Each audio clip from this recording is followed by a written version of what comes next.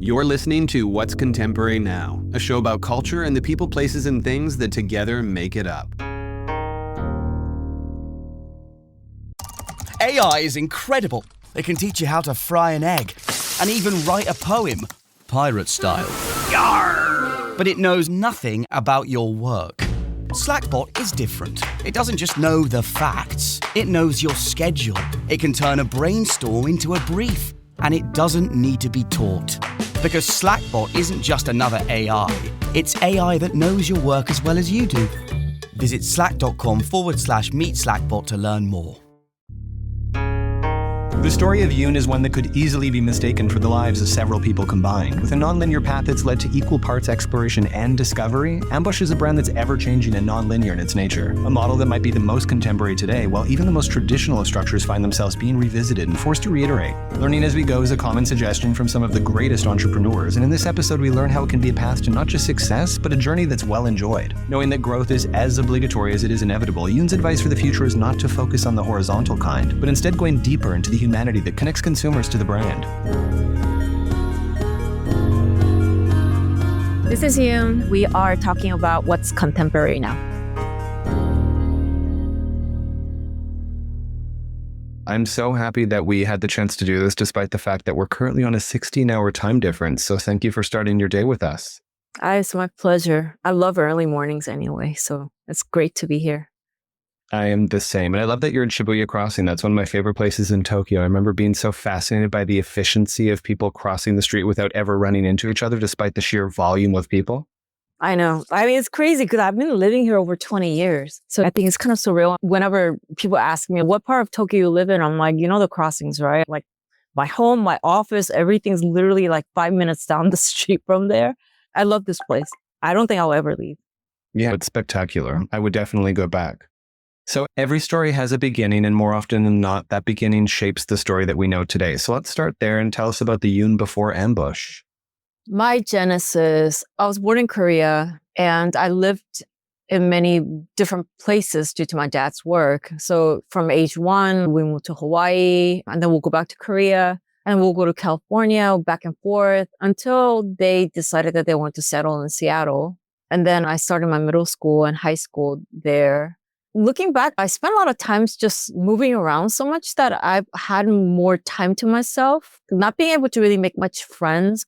Somewhere in my back of my head, I knew that I'm going to be moving soon. So it kind of made me feel like, okay, what's the point of investing in these things? So I was a little bit of a loner in a good way. Like, you know, I would just feel myself with a lot of readings and just like being outside with few people. And also my mom was quite avid about me dabbling in different things. So she would just overpack my after school activities with different things, whether I was interested or not. I think it was her way of trying to see what I would be interested in. So, you know, anything from tennis to ballet to piano to all these different things, just back to back. So, yeah, I mean, pretty much I was kind of like a nerd.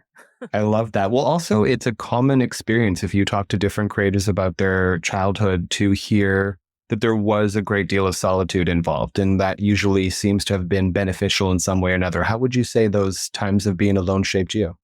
It's also depending on how you spend that time and what you feel with. And I think for me, that solitude allowed me to kind of expand my imagination more because I didn't really spend time like watching TV or anything. Outside of doing after school activities, it was just kind of always just imagining things. A lot of like imaginary friends to imagining scenarios or even just like wandering around a lot in the neighborhoods just see if I can discover something. It was such a little hobby on mine. Exploring parks, and there was a lot of nature for some reason in a lot of places I lived in. And yeah, I was like a little, kind of like a hippie kid, I guess, you know, just being free and not being like so strained by like school, like a student, like pressure of trying to fit in and do or act a certain way. Well, even exposure to all of those different locations, communities, cultures, it wasn't like you were just moving towns or cities. These were like international jumps. And I would imagine that nomadic experience is quite informative because most people grow up where they grow up and they have that kind of limited perspective. But how do you think those types of things shaped how you viewed the world, having had so much travel under your belt at such a young age? Honestly speaking, it's just some of the parts, it's quite vague. And some of the things are a little bit like foggy. I think there's things I remember vividly and certain things I don't remember as much. Kind of remember if I look at pictures. But for sure, looking back, I hated moving around so much, but I was forced into situations where I had to quickly adapt, right? New environment, new people. How do I survive in this situation until we move to the next place? And besides the creativity, it really gave me a way to adapt in any situation quickly without thinking like, oh, I shouldn't be here. I should have been somewhere else. Mm-hmm. So that shaped me to just, stay open, always look for possibilities, potentials, make the best out of it within the time that's given to me. I think those things like shaped me in my adulthood and in my teenage years, now that I look back. Beautifully said. I feel like there's an element of philosophy to a lot of what you've talked about in different interviews after having done a deep dive. And we'll definitely get into some of those. One of my favorite things that I obviously wanted to nod to, especially given that I'm currently visiting family in British Columbia, just north of your childhood experience in Seattle, was the fact that you were there in the early 90s, which was a time I was also over here on the West Coast. And that was kind of made up of things like grunge and indie rock and the zines you'd find at record stores. But the subcultures that you discovered at that time and the rawness they involved, do you feel like that's come into play as a creative in your adult years? Oh, for sure. Because anything that comes into you, like, so your brain's kind of like a computer, right? So all the information you put in and store will play in output and whatever you do, right? But it was fun, like just kind of moving there all of a sudden from Seoul, like this rainy, gray city of nothing. And it, honestly, right now is quite vibrant because of a lot of big corporates, like we have like things like Amazon, Starbucks, Boeing, and like Microsoft, like massive things. Kind of genesis of a lot of those things happening a little bit later on in the 90s. So the early and then the mid was still quite quiet. I lived in a section where it was well off middle class, like suburbs. But for some reason, the school that I went to merged with a lot of the trailer park kids as well. So my school was a public school, but it was just kind of interesting seeing, typical suburban like jocks to these kind of kids. And then I had skater friends and I have the goth friends. So many different people just coming together, and me being the only Asian girl at the school. For some reason, I was able to get along with everybody, but I felt more closer to the outsiders, like those kids, because I didn't really see myself in the typical white suburban lifestyle. I was more drawn into like music and the things that they happen to be more passionate, right? Like the hobbies or whatever they're into. And part of that kind of curiosity led me to paying attention to what was happening in the music scene and just like wanting to just go check out those underground scenes, like down in like the university districts, to like just collecting like, even like zines or whatever. It was fun. I think those things installed a bit of like rebellion and emptiness in me that, even if I had to look at something, I always wanted to be 1 foot in and 1 foot out. And was this the time that you started going to the library and kind of looking at all those magazines that you were discovering from across the pond?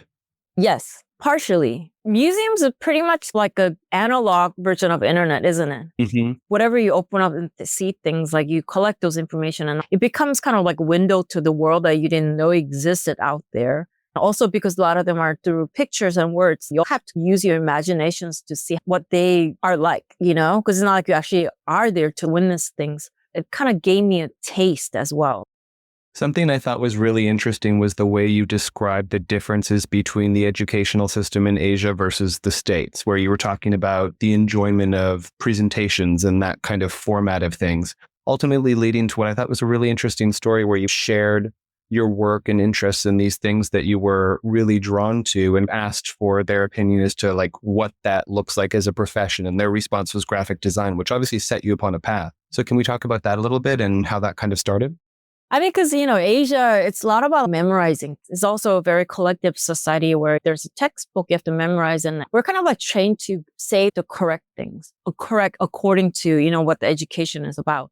And coming to the States and just depending on which class you were in, a lot of the curriculums were molded around like giving presentations on the certain subject that you like. Even the presentation format, there was no rules. So like the teacher would be like, whatever you want to talk about, come up with a way to present it to the class so that they understand what you want to teach them. Then in that process, I've realized like, hey, I actually like putting things together on a paper and the drawings and these things. Obviously at that time, I didn't know what that word was. Like, it was like infographic.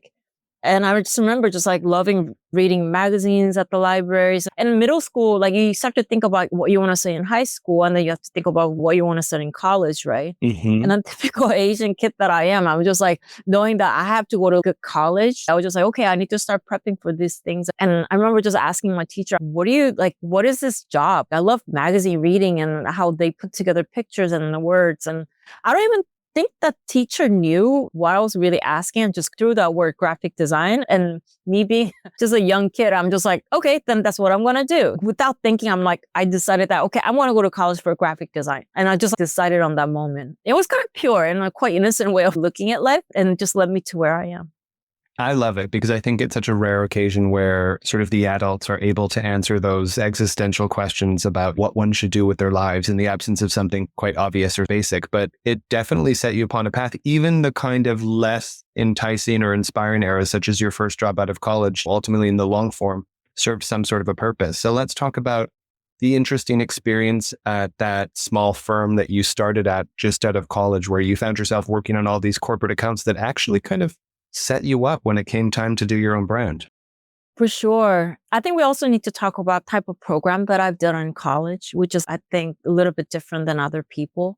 So I went to school in Boston University and I enrolled as a graphic design program. But for some reason, the school did not allow us to touch the computers for the first 2 years. So the programs were packed with classical like art classes like oil painting, sculptures, and all these different things. And even graphic design programs we had to do very like classical way of putting things together by really photocopying, cut and paste, and doing by hands and everything. And it's because the teacher, I forgot his name, but he was trained under modernist Paul Rand. So I think his way of teaching us was that you cannot just jump to computers because computers are a tool, but you also must understand what you're putting together and placement and all this stuff. You have to kind of know it with your hand, eye coordination. And once you figure that out, then you can transfer that to computer later on. So, I mean, I wasn't mad. I was just like, okay, I mean, it is what it is, just pick up and learn. It was fun. It gave me a visual training to understand when I look at something, I can even I could see what things are like few millimeters off, when things are not symmetrical to the visual weight and all those things. All these are almost like a training, right? So finally, we got into classes to use softwares and everything. But compared to other schools, because I have 2 years behind on softwares, and also I like doing things very like tactical. So I didn't really get into softwares, and I was like not so heavy on studying like becoming the best like Photoshop, Illustrator, all that stuff for some reason. So after I came out of the college and when I got into the small firm to work, they're doing very dry things like hospitals and like corporates and nearby colleges like Harvard, all these different things. It became a different chapter of learning what the graphic design was going to be, because we didn't really do like corporate specification during college. The new layer of like education started to happen at the firm as like the youngest junior level, and then have to like ask a lot of people how to use a lot of things. So learning how to put together corporate specifications and newsletters to like their website is very basic. And I didn't even know that one day I was going to have my own brand. But that's the thing about work, and is that everything that you learn one day will become useful to you, in no matter what you do. And sometimes it doesn't have to be a brand. It could even be your own personal like portfolio site to something else. So I think it's really important to like go in with depth and honesty and with curiosity in every task that's given to you, knowing that they'll all add up. 100%, because you're able to synthesize things from a larger subset of data, right? And experience. Yes. Just like Steve Jobs, right? Like the way he started the Mac to everything that he loved, like he was able to put that into the computer, and that set it different than IBM at that time. So I think that's how you need to look at work and everything. Don't look at it as a work so much. It's almost like you're getting paid to learn, given chances to experience and just maximize it, Yeah, that's definitely something you've spoken about before that I want to delve into, but I don't want to skip over some significant jumps in your story, of course, with having met Verbal near the end of college and kind of developing that personal connection and all of the ways that's evolved through to present day. So let's talk about how that started. So we met in college. He had to move back to Japan for family reasons. And then during that time, he's been doing music for a little bit, but I think he had to do certain things to just make money for the family, which became full-blown career for him. And I was just working in Boston for a little bit. And I thought that as a graphic designer, next step will be going to like city like New York, right? And obviously there were much bigger firms and more opportunities and the media. So I remember just like sitting there thinking like, oh, okay, it was good enough working here, but what could be my next step? Maybe I should move to New York. And Verbo suggested like, maybe you should try Tokyo. There's like a lot of opportunities out here. And then if you like it, you can stay. And if not, you can go back. And also I'm like, there's nothing to lose, right? If like doesn't work out, I can always come back to the States and move to New York anyway. So I was just like, hell yeah. I never really thought about moving back to Asia at that point, but I'm like, what's the risk? There isn't much, honestly. So I moved there and I wasn't really thinking anything like so deep or far. I was just like, okay, Japan seemed like it was like fun when I moved. Obviously, there was a language barrier and everything, which I kind of overcame by studying it, just throwing myself out there to get to know everybody and all this stuff. So it's been more than 20 years. Yeah, no, it's crazy to think that you moved there in 2003. And obviously, we've touched upon things like your interest in music at a young age. And at that point, music and fashion were already very much intertwined. But what did you learn in that environment about the power of style? Or you're having referenced things like peacocking, which all existed before the things like social media.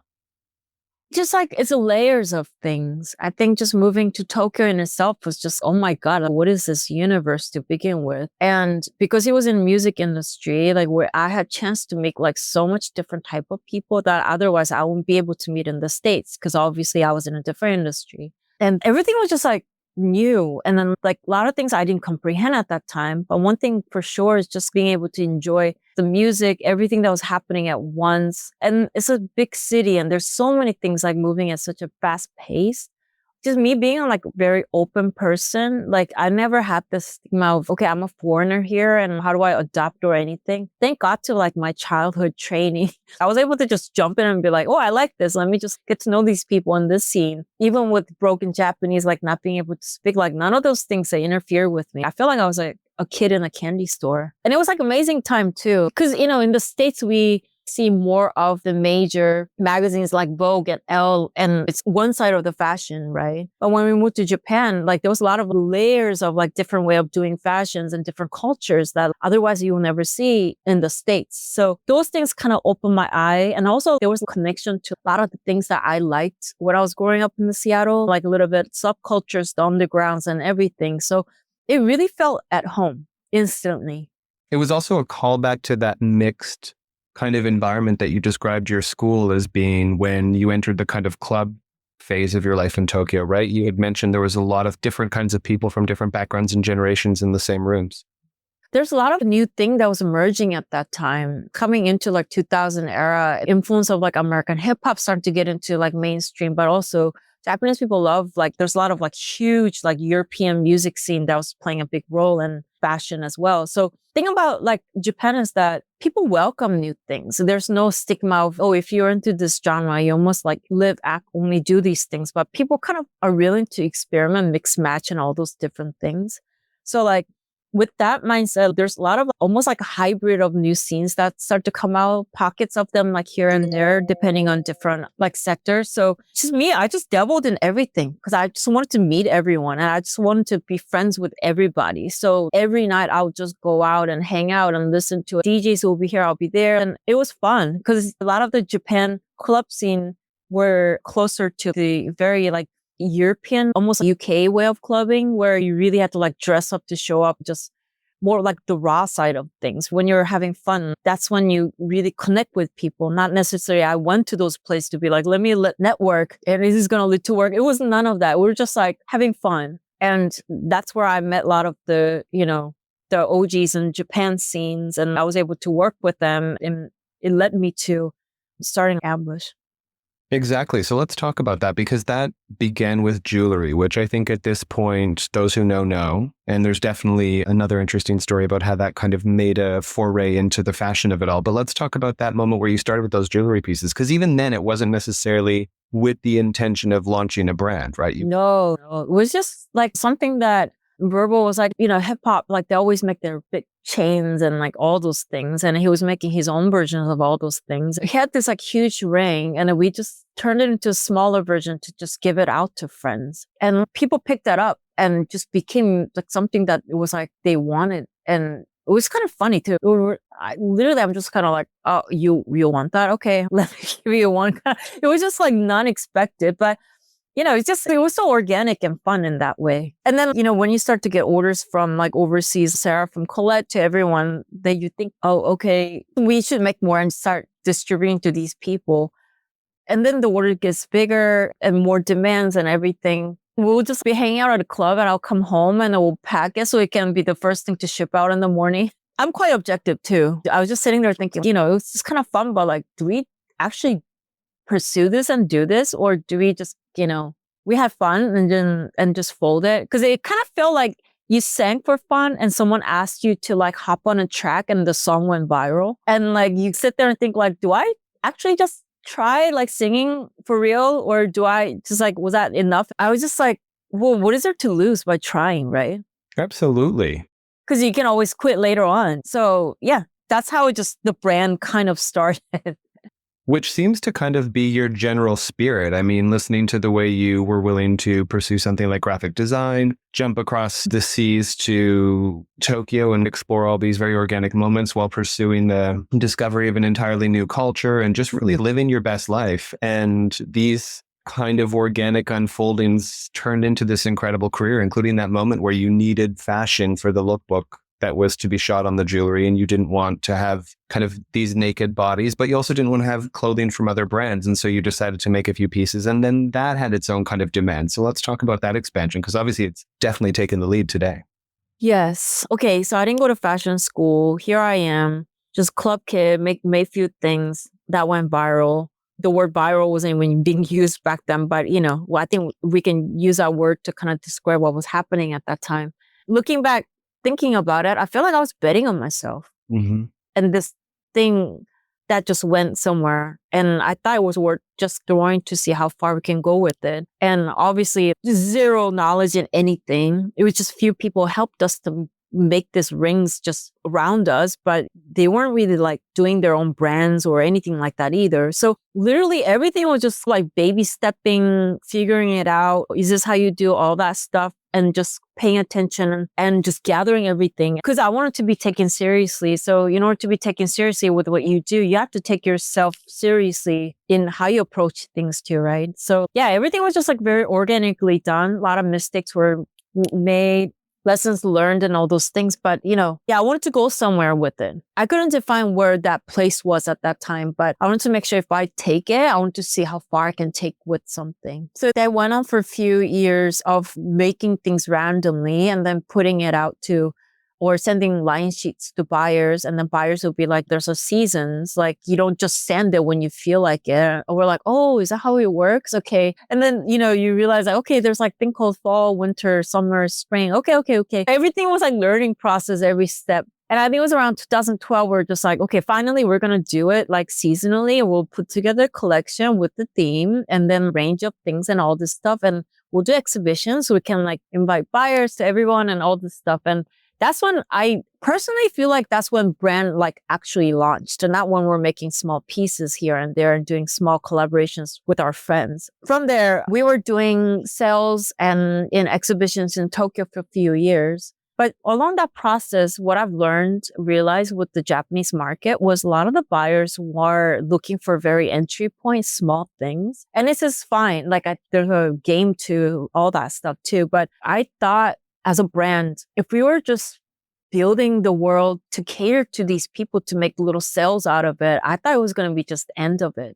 Because you're starting to grow. And if you get capped in this little thing, have you seen those fruits where like the farmers put like certain box on a watermelon and the watermelon goes into the shape of the box? I didn't want that. I'm like, who are they to like mold me to be where I wanted to be? And then I was just like, F this. Like, I want to go to Paris. I don't know what's happening over there. It's a main stage, but let me just go learn it. If I go survive. If I die, I die. So like, I remember just like talking to Verbo and be like, hey, we got to get out of here.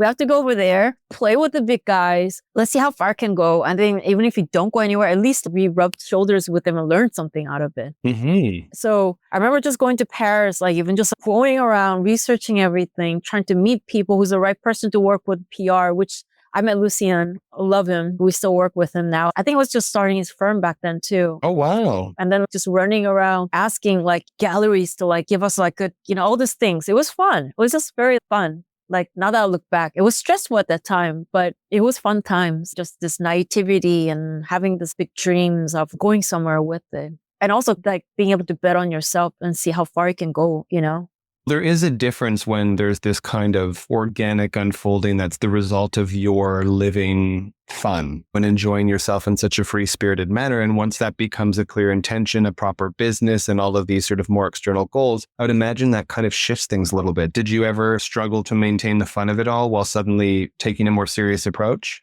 getting more attached to the idea of what success might look like for it?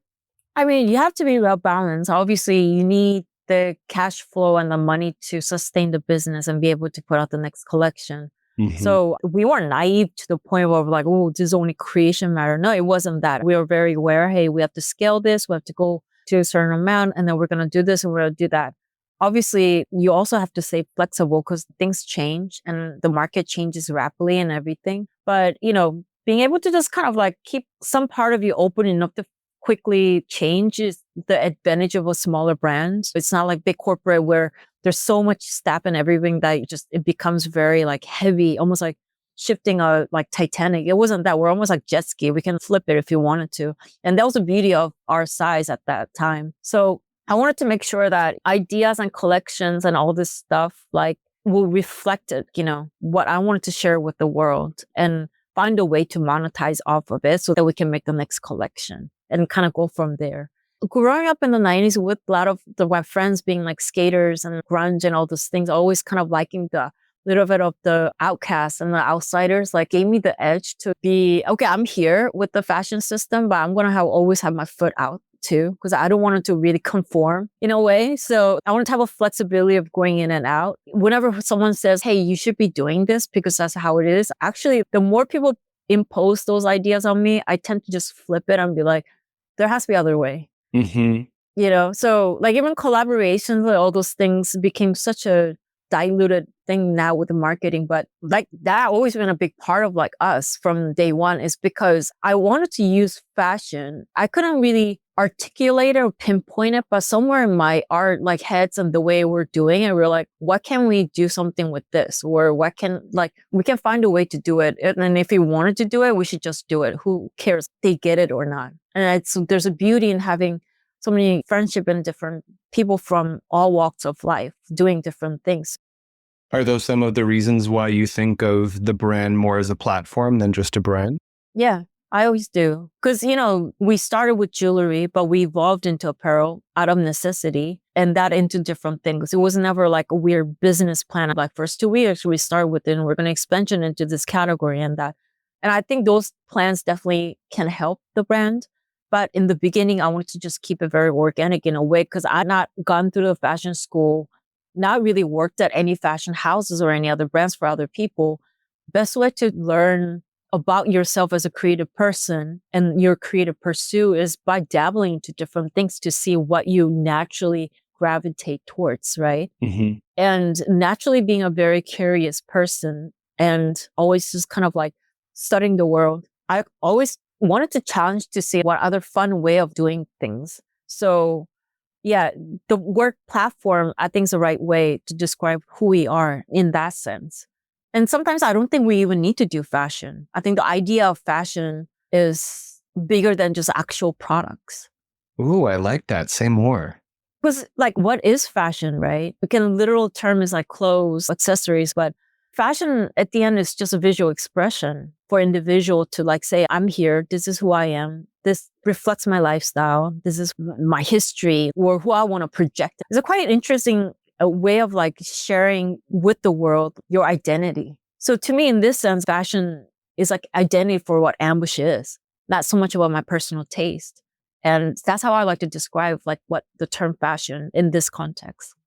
We've also mentioned looking for connection rather than just things, right? There's a level of meaning there. Of course, because, growing up with all the subcultures, like that's what it was. Like people got together for specific things and the fashion came out of it. I think right now, like people trying to like force things onto a look and then they trying to create something out of it. It wasn't like the real culture. A lot of fashion came out of a lot of real cultures, like-minded people coming together in certain taste or certain things like, and it created a certain vibe and a looks because similar people flocked together, Mm-hmm. So it's a communication tool. I think fashion is a communication tool for me, the way I look at it.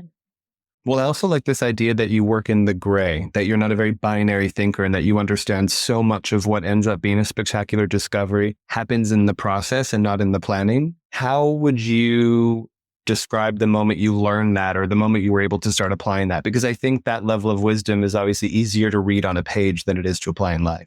I think a lot of the education system tend to teach people to check off certain boxes. If you go into movies, let's say there's like horror genre, there's like thrill, or when you go to the checkbox, there's always like categories of things, right?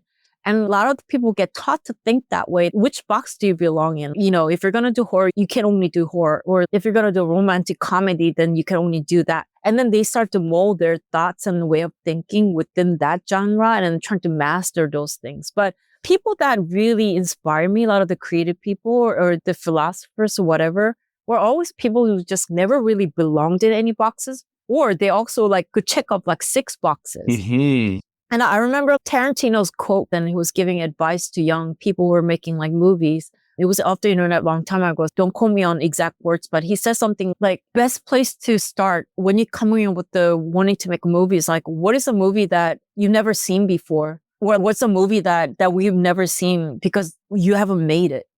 Then you should go make that movie. So it's not about the genre and things to start with. It's just, if you feel like you haven't seen that in the world, then you have that consciousness in you. And that's what you're supposed to be creating as a creative person. Mm-hmm. So that's just like my approach to life and work. I look for things and I feel like there's so many seeds planted and there's things like everywhere and things to harvest. It's just go find the thing that you see. Hey, I think world might need this and make that happen. It's giving Gandhi, be the change you wish to see in the world. I wish I was as wise as him, but I'm living and learning. Well, speaking of education, something else you've said before, which you nodded to earlier in the conversation already, is this notion of being paid to learn, right? And being open to experiences and taking on different kind of opportunities. One of which in your case was doing PR at a time you had no prior experience, but you're like, why not? Yeah, why not? It's the best thing. If someone's willing to pay you to have you do things, like take on those things. I don't know why so many people complain about stuff. It's the best time to learn. You're getting paid to learn. I was friends with Toby, and at that time, like Migo and Pharrell, like they're doing BBC ice cream in Tokyo. And because I was always outside, like clubbing and doing everything, I think Toby asked me if I wanted to do PR because, I was like well connected in the scene. And obviously, I'm never done fashion PR. And this is before, I was like even thinking about Ambush and all these things. But I was just like, I don't know if I can do everything, but I can figure it out. And I already kind of knew a lot of magazine editors and some stylists and all these things anyway, just by really being in the scene and hanging out with them. So I was just like, okay, they might fire me in like a few months or whatnot, but why not? So I just took on the opportunity and I learned like how to put together exhibitions and how to like pitch things to magazines and how to style and all those things. So it was fun. It was a learning experience. It was definitely, I grew a lot from that. People talk a lot about the challenges faced by those trying to break into the industry today, which obviously is an age-old conversation. But do you feel like you circumvented some of the current challenges by having started Ambush when you did, or do you think it was the same at that time as well? I think it was much more difficult because there's so much information available now under like just simple search now, thanks to AI.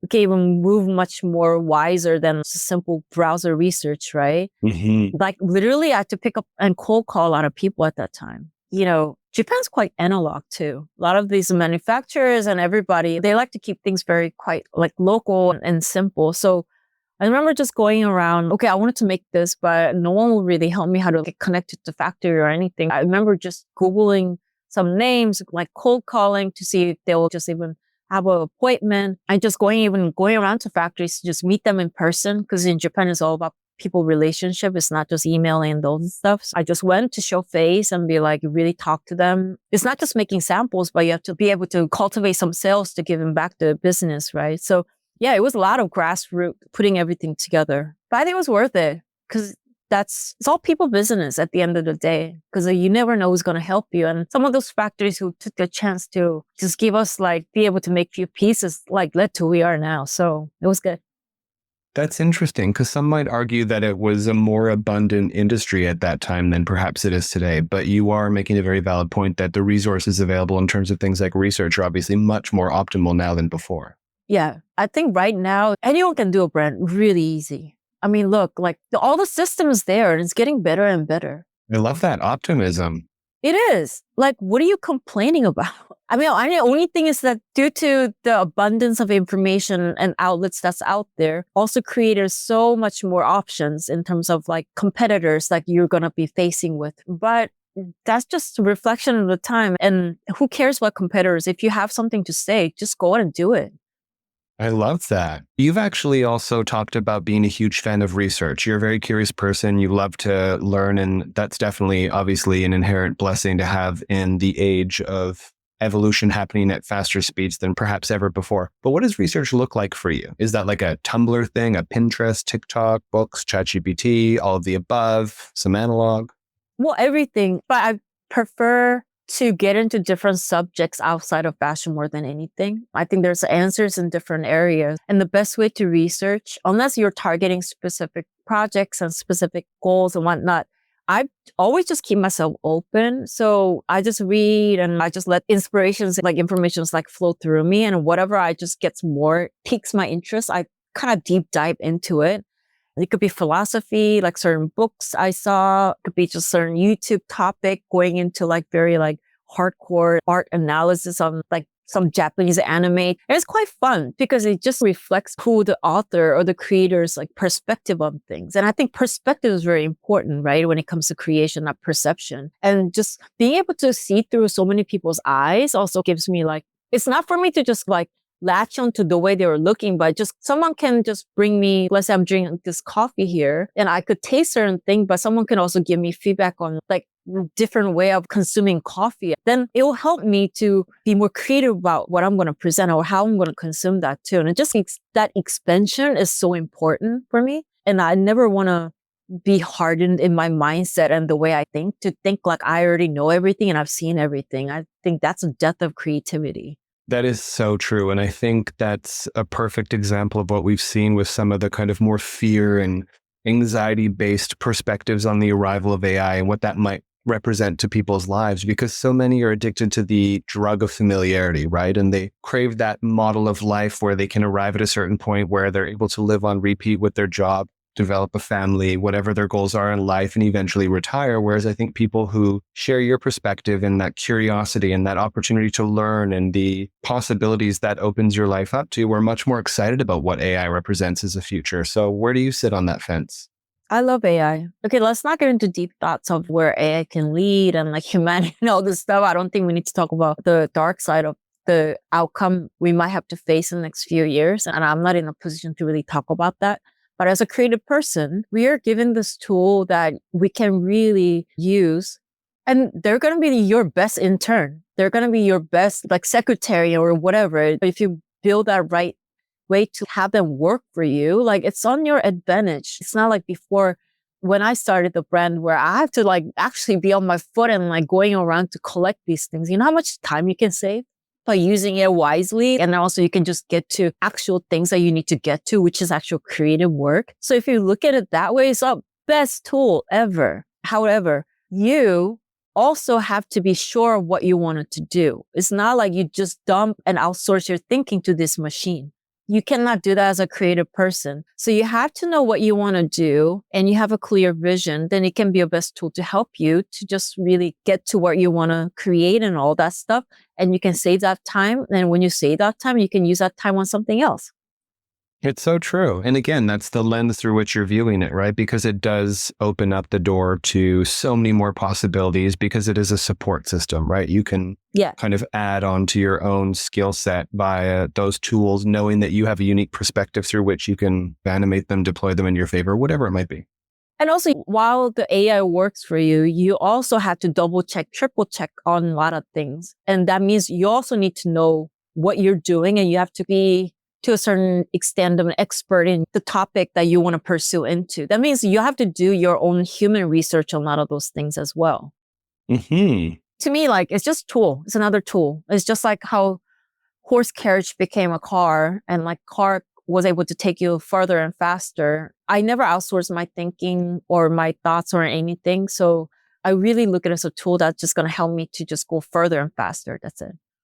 Well, you've also just beautifully explained why AI is not yet the great equalizer, right? Because it's still going to be informed by the quality of input of the user. And not everyone's approaching those things from the same perspective. One of your quotes that I really loved was, "The most important idea I've had is that my life doesn't belong in a box." And I think you've broken that down beautifully.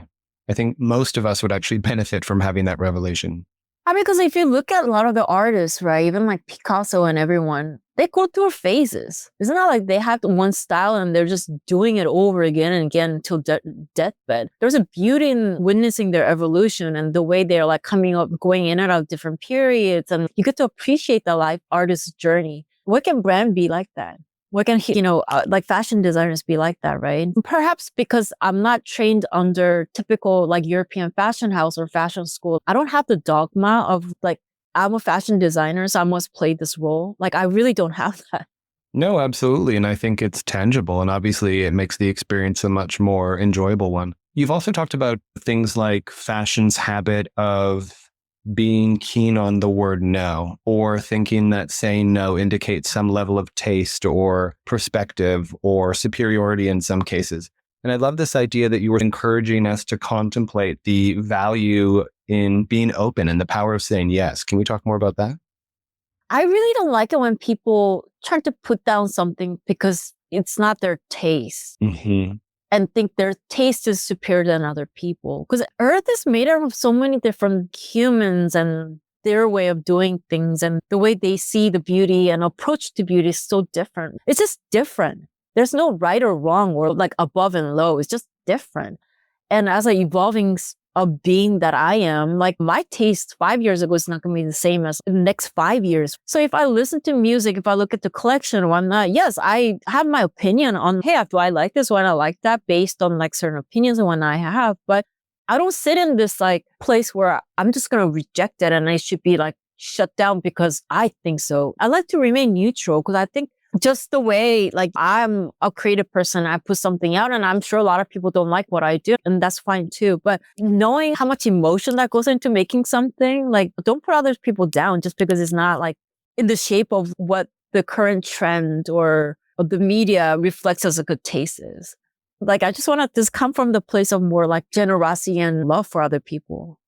Beautifully said. I think that's much more broadly applicable than just the context of the fashion industry. I mean, look at the kind of comment culture that we live in when it comes to spaces like social media. And I think if we all shifted that perspective to what you're saying, the world would be a much better place. Because at the end of the day, whether you work in finance or fashion or any other industry, the notion of being critical of something always sort of insinuates, even for a brief moment of time in the case of Smoke and Mirrors, that you have a perspective and it has value, because critical thinking is something that we've always revered. But in the age of perhaps an overly democratized cultural discourse, critical thinking has become a little bit of a relic of the past or a luxury item at this point. For sure. I mean, there's a lot of self-work and those things that are much encouraged right now. But I think people should really just kind of sit there and be more honest to exactly what they like more, instead of collecting these things to project what they should be or how they're going to be accepted in the world. And the more time you spend being more honest to exactly what you like, if it's not like something that's like in trend or norm, like the more comfortable you're going to become treating yourself and treating others. At the end of the day, like, you don't want to be judged. And like, why would you want to go judge other people for the things that you like, right? I loved your advice being more based in the pursuit of purpose rather than following a strategy that's worked for you, because you really recognize that it's all bio-individual, right? It's not about a particular strategy or a particular path that was once set upon by someone else that you can identically follow. Purpose is something that kind of doesn't go away once you discover it, right? It becomes a little bit of a northern star, wouldn't you say? Why do you really get up every morning? Let's take away everything, right? What genuinely really excites you to get you up in the morning? I'm not talking about like the things that's encouraging the society to appear successful. Like what genuinely, as a creative person, I can't really talk about the industry people, but like as a creative people, is that making pottery? Is that really makes you exciting? Then just go after that. It's just as simple as that is. I just wish like people could just really focus on honing into that more. And then that's where you're going to find the purpose and see how you can serve others through that. Well, also this notion of learning to let go, right? I know at this point it's like an age-old cliche, but in the context of design work or any kind of work that you're putting out into the world, learning how to have fun in that process and then ultimately let it go. And I think, again, going back to what I said earlier about that being something that's easier to read on a page than to apply in one's own life. When did you first start finding yourself able to practice that? I mean, you're looking at like years of practice, just showing up consistently and doing things. I think we get into at this internet age really creates like people to fear showing up, and they think whatever they do has to become big, but it's not. It's actually like you're going to be doing 1,000 different things and maybe a few things will become something that people will like. But then you have to really question yourself. Are you doing this because you really like doing it? Or are you doing it for, I don't know, be noticed or just want to go popular or something? Like, what is your motive in doing it? And I think if you are honest to like your true motives, then I think you're going to be doing it no matter what people are looking at or not. Obviously, creative work, we do want audience, you know? Because if no one's looking, I don't even know if will you be still doing it? Is another question that I would like to ask too. You know what I mean? That's a good question. Let's turn that on you. What would you be doing if no one was watching? I think I'll still be doing this. I love traveling, genuinely love traveling. I love meeting people and just like kind of understanding humanity more and all these different things. I just love like comprehending different people and the way they like output all this different data. If you're talking about computation, it's very unique, this earth. Like how it's made up and all of us just living here, a lot of chaos, but there's also more beauty in it. I think I still feel like I haven't seen all the beauty yet. So those things, I'm trying to see how I can incorporate more of those things into the creative work that I'm doing. I'm really thinking about that for the next chapter. I'm just honing more into those things. So I don't want to be just kind of boxed in the internet, you know, that world, how the fashion is being translated into the world. But I'm trying to come out of it and breathe in and just see what energy I can bring into that.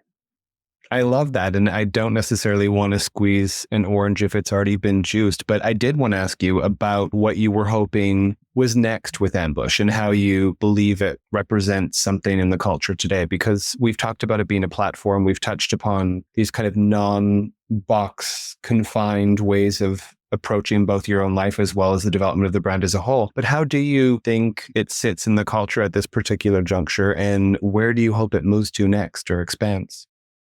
I think the world changed. I think it's not about overexpansion of all those things that was encouraged, where everything became much more industrialized for fashion, where we had to output so much because that was like what's demanded. And that's the way you were able to get people's attention. But definitely, I'm going to be narrowing down much more deeper core messages of like things that we started with, like jewelries and those things, and connect more humanity into those things. It sounds very abstract. It makes sense to me, and I can only prove through work that's going to come out. I think it will make more sense looking back later on when people are listening to this podcast. But I think it's not about spreading horizontal anymore. It's going to be requiring much more vertical depth for every brand. I think that's going to be the key to surviving the next chapter of the way the old wave of fashion and everything's heading for this industry. Storytelling is going to be much more stronger. So we're definitely going to be celebrating more about Japan, where we lay the roots in, and everything that's surrounding, like that made us who we are. So we're honing more into, it's weird to say the word heritage, but it is our heritage and where we started. That's incredibly well articulated, and it's a perfect segue into our last and final question, which is, what is contemporary now? That's a good question. I love that without fail, every single guest kind of stops to ponder that one, knowing full well it's what the show is called. It is a deep question to your point of how things are evolving. I think what's contemporary now for me, right at this moment, and as my thoughts and my view changes almost like every day, it's about being who you are fearlessly. I think in the world right now, being so encouraged to shape your identity and your living and everything around the way like algorithms driven you, And most people don't even realize they're being driven by these undercurrents of these things. So I think contemporary thing now is just like relentlessly pursuing who you are as a human being and staying true, honest to those that makes you uniquely human. Uniquely human, what a powerful ending. Thank you, philosopher Yoon. Thank you. Thanks for tuning in to this episode of What's Contemporary Now. A special thanks to our producer, Sasha Grinblatt. Audio post-production by Chase Coughlin with original theme music by Joseph Topmiller and Chase Coughlin of The Black Soft. And visual design by Aaron Meager and Graham Prentice. Subscribe now to be the first to catch new episodes each week. And if you've enjoyed listening, we'd love to hear from you. Leave us a review and let us know your thoughts. Your feedback helps us improve and reach more listeners like you. Follow us on Instagram and LinkedIn for additional content and join the conversation. Let us know what you think is contemporary now.